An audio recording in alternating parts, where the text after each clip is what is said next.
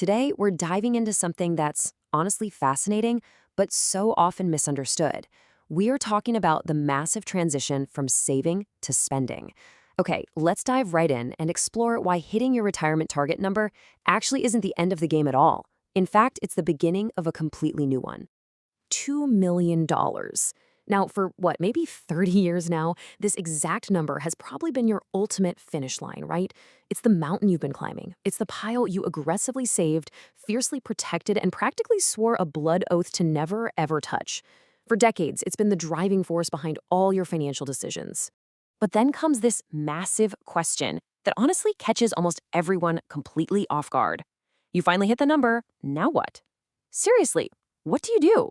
Because the day you cross that milestone, the rules completely flip. And what's truly wild here is that the very skills that got you to this point, saving relentlessly and ignoring the urge to spend, they are suddenly about to work entirely against you. See, we have to fundamentally shift our entire worldview. We're moving from the accumulation phase, where your one and only job was aggressively growing a pile of wealth, to the decumulation phase. This new era, it isn't about growth at all costs. It's about sustainably drawing that pile down, making it last for maybe 40 years, and, this is crucial, doing it without living in constant fear of actually spending your own money. All right, let's look at Section 1, the baseline tool, the 4% rule. To start navigating this brand new phase of life, we usually look at the most famous baseline strategy in retirement planning, the 4% rule. The mechanics here are actually pretty simple. Step 1, you withdraw 4% of your portfolio in year 1. So on a $2 million nest egg, that's 80 grand. Step 2, every single year after that, you adjust that exact dollar amount for inflation. In step 3, you completely ignore the market. Seriously, whether stocks soar or completely plummet, you take your $80,000 plus your cost of living bump. Now, this is based on the famous 1990s Trinity study of historical markets, and this formula allowed the money to last in almost all 30-year scenarios. But, well, there is a massive catch here that most people miss entirely. And this brilliantly illustrates the reality of the situation. The 4% rule, it's a compass to get you in the right neighborhood. It is absolutely not a rigid GPS that you follow blindly into a lake. Think about it. A GPS dictates exact unyielding turns. A compass just gives you a sensible general direction. You can't just blindly pull out exactly 4% every single year for 4 decades while totally ignoring what the market or your health or your daily life are actually doing. It is a starting point, a really good sanity check, but it's not a law of physics. Okay, moving on to Section 2, the logistics, the bucket system. So if the 4% rule gives us a rough idea of how much to take, the bucket system tells us exactly where to pull it from.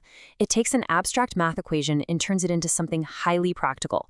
Think of it in 3 stages, or buckets.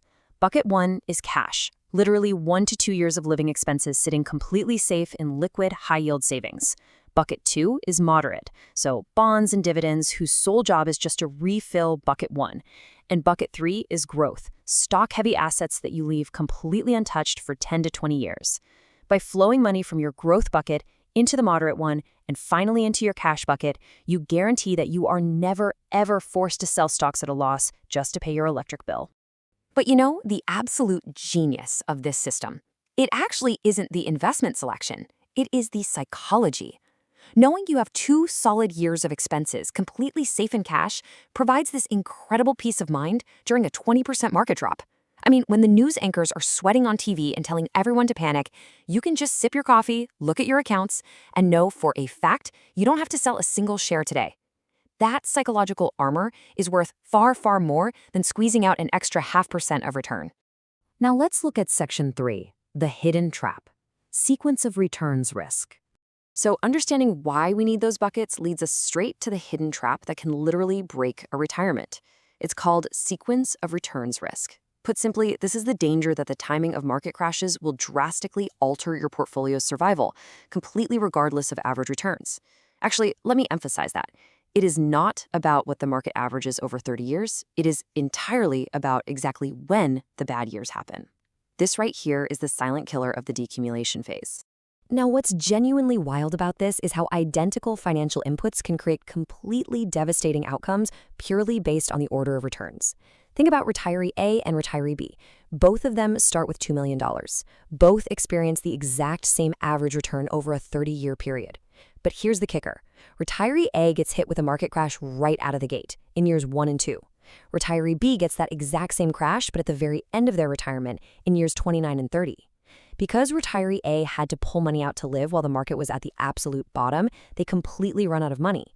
Retiree B, however, dies with millions left over. Same exact average return. Two completely different realities. And that brings us to this incredibly powerful, frankly freeing realization. You literally cannot control when a crash happens, but you absolutely can control how exposed you are when it does. And that is exactly what the cash bucket is for.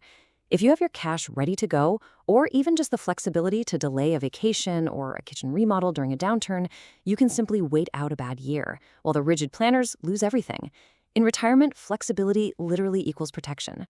So, let's wrap this up with Section 4, the resolution, the mindset shift. Ultimately, the absolute hardest part of this $2 million transition, it isn't the math and it isn't the logistics. It's the psychological battle. Just consider this profound truth for a second.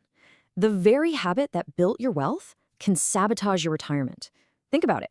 You've spent decades being trained to save more, live on less, and touch absolutely nothing. So naturally, watching your account balance go down instead of up can cause absolute paralysis, even when the math clearly shows you are completely fine. It feels wrong. It feels dangerous.